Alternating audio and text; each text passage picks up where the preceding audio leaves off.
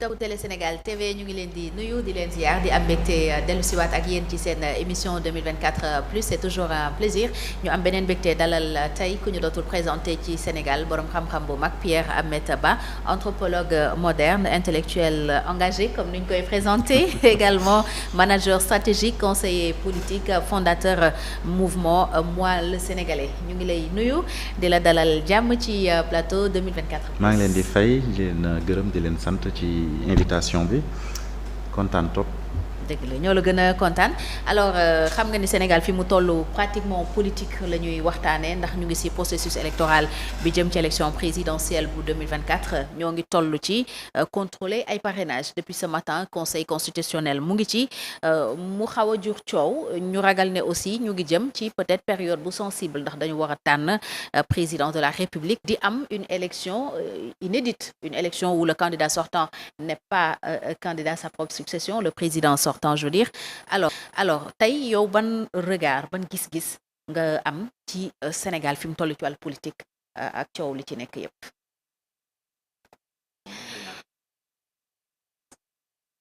nga xam na ni toutes les élections qui sont passées par là chaque fois y a des violences préélectorales. li garaaw ci politique mooy c'est-à-dire quand le processus n'est pas intègre. c'est-à-dire que nit ñi d'accord bu ñu demee élection du ñu d'accord ci résultat bu ñu d'accordul ci résultat bi ça va amener des sursauts de violence, des contestations et tout, et beaucoup de guerres qui se sont passées en Afrique se sont passées au lendemain des élections. Donc politique foog mu ànd ak coow. Maintenant li nga xamante ne nii ci la ñu war a bàyyi xel mooy est-ce que le processus électoral est intègre? Est-ce que le système électoral est intègre? Est-ce que le système électoral est de nature à favoriser une élection intègre? Et je pense que dans le cas du Sénégal la réponse est oui, parce que bu dul woon loolu am na 2022 am nañ fi ñaari élection am nañ fi élection municipale où le parti au pouvoir ou la coalition au pouvoir a été malmenée, am nañ fi élection législative où il y a eu presque ballottage à l'Assemblée nationale. Donc on peut dire que Sénégal système électoral bi système bu baax la, système la boo xamante ne nii mën nañu jàpp ni bu ñu demee élection ki nga xam ni moo mën mooy daan. D'accord kon fi mu toll nii li ci am ci coow ci parrainage beeg yépp yaakaaroo ne mun na nekk peut-être des signaux yu ñu yóbbu ci benn crise post-électorale. Non yaakaaruma ko, parce que parrainage bi c'est très clair ni ñu ko définir c'est très clair. boo demee wuti sa parrainage boo ñëwee tamit sa mandataire wala yow ci sa bopp candidat da ngay ñëw fekkee bu ñuy contrôler parrainage yi da nga koy fekkee. Donc xam nga bu njëkk ba conseil constitutionnel daan tëju def li muy def génn daal di joxe résultat te teewul problème sax daaw coow bu bëri daaw ci am.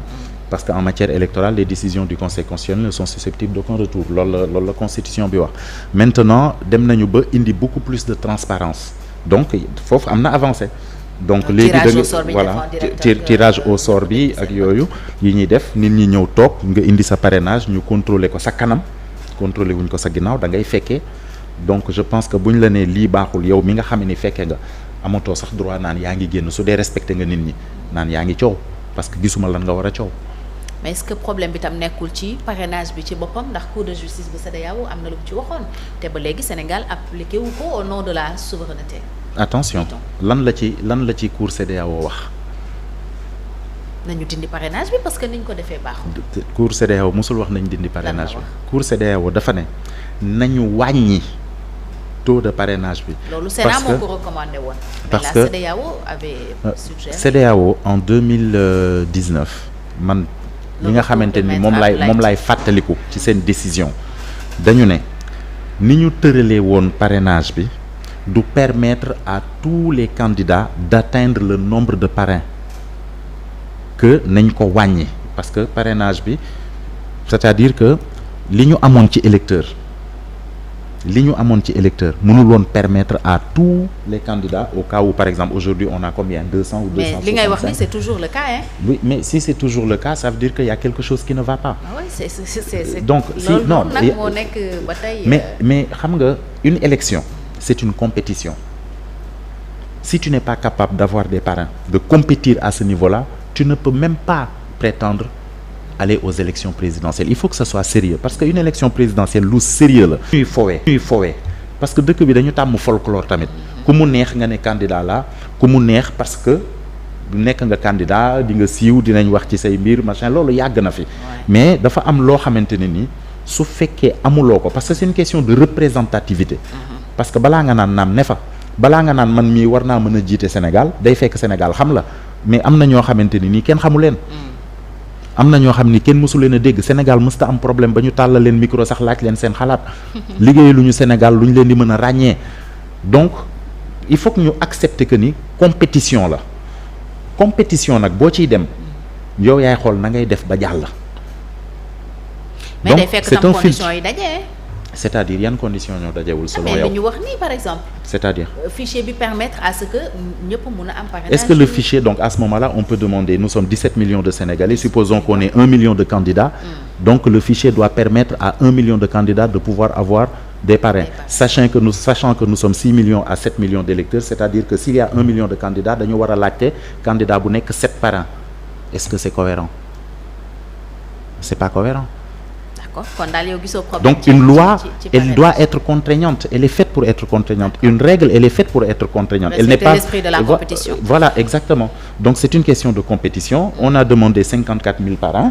Donc su fekkee mënoo ko am waroo bokk. Je pense que si tu n'as pas 54 000 personnes au Sénégal qui te connaissent ou qui pensent que tu dois pouvoir faire partie, tu es présidentiable ou tu dois faire partie des gens qui vont compétir à la présidence, je pense que waruloo mën a bokk. Il faut que ñu nangu loolu tamit. D'accord. Cheikh ñu ngi lay nuyu. maaleykum salaam wa rahmatulah. sañ seeti nga macha allah. Binet gis na la. maa ngi si ginnaaw. Binet gis na la. alors Cheikh actualité tay bi yaa ngi ñu fekk ci parrainage bi. am na ñu ñu validé am na ñu ñu invalidé alors ba fi ñu toll nii noo évaluer processus bi ku mel ni Idrissa Seck war a compléter ay parrainage ay signature Pape Djibril Fall ak ñeneen ñoo xam ne quand même am na lu ñu prouver ci scène politique bi pour yow loolu qu'est-ce que ça traduit? Bon parrainage bi quand même bon gis nañ ne depuis mu door ba léegi c'est une hécatombe pour beaucoup de candidats. yu bëri malheureusement mënuñu woon jàll. Pour la première journée je pense on avait juste 2 candidats yu jàlloon sur 20. Je pense sur 19. mu doon loo xamante ni bon quand même bon on est désolé pour ces candidats là. Mais encore une fois bon c'est l'esprit de la compétition. Quand bien même je ne suis pas d'accord avec le parrainage et je tenais juste à rappeler bon il y a notre invité qui a quand même dit que la CEDEAO n'avait pas jamais dit non la CEDEAO avait bien dit moi j'ai un article de Jeune Afrique du 29 avril qui dit que la Cour de justice décide que les informations publiques et les citoyens du Sénégal qui ne peuvent se présenter aux élections du fait de la modification de la loi électorale doivent être rétablis dans leurs droits par la suppression du système de parrainage qui constitue un véritable obstacle à la liberté et au secret de l'exercice du droit de vote d'une part et une sérieuse atteinte au droit de participer aux élections en tant que candidat d'autre part. Donc je pense que la CEDEAO c'est bien ce qui a été recommandé clairement la suppression, n'est-ce pas c'est en quelle année ça? C'est en 2000. C'était un recours de Maître Abdoulaye Tine. Mais c'est en 2021 que l'adhésion a été rendue. Fekk na boobu président Macky Sall toog na bañ a investir. Mais c'était trop tard. Il y a des gens qui avaient ébruité un peu l'idée selon laquelle peut-être qu'on devrait reprendre les élections. Oui. Malheureusement, Maître Abdoulaye Tine d'ailleurs loolu moo taxoon bëggul woon il n'a pas voulu exécuter cela parce que c'était pas bon en fait d'organiser l'élection quand même ça coûte cher. C'est lourd. On peut pas se permettre d'organiser une élection à 2 ans après que le président de la République soit élu. Donc ça c'est pas possible. Moi je suis, comme j'ai dit depuis le début, je suis contre le système de parrainage comme il est pratiqué au Sénégal.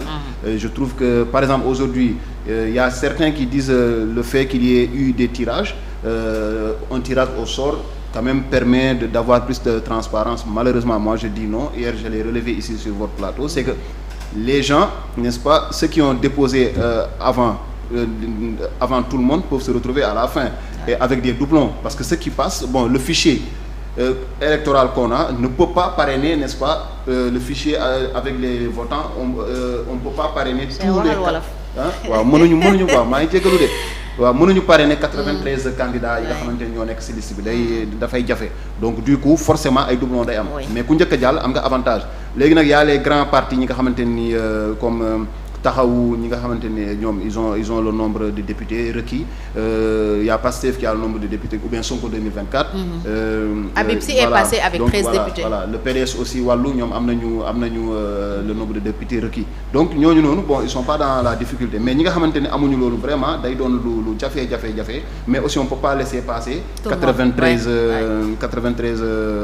candidats loolu day doon vraiment loo xamante ni c'est un précédent dangereux pour le pays et comme ni ko sunu invité waxee aussi nit ñi dañ leen war a xam d'abord balaa ñuy ñëw parce que aussi c'est très quand même affaire kii la amateur la nga jékki-jékki rek gis kenn koo xamante ni moi je cite des noms man malheureusement moi j'ai pas ce problème là les Anta Babacar Ngom malheureusement on lui doit un respect et on la respecte mais malheureusement Anta Babacar Ngom sur le plan politique n'est-ce pas elle s'est jamais investie donc gis nañ ko elle est dans son entreprise di gérer lu muy gérer donc gérer une entreprise n'est pas forcément gérer quand même un état te mu doon loo xamante ni vraiment bon mën na defarwaat peut-être am na ay échéances yoo xamante waroon na si mën a participer man su ma doon moom j'aurais participé à une élection législative d'abord municipale ba nit ñi ma après sama candidature dafay doon loo xamante ni du légitime la mais yeewu rek tamit bëgg a jiite Sénégalais yi kenn xamul donc y a des candidats en 2019 yi nga xamante ni ñëwoon nañu les candidats à la candidature mais gis na ba élection bi passée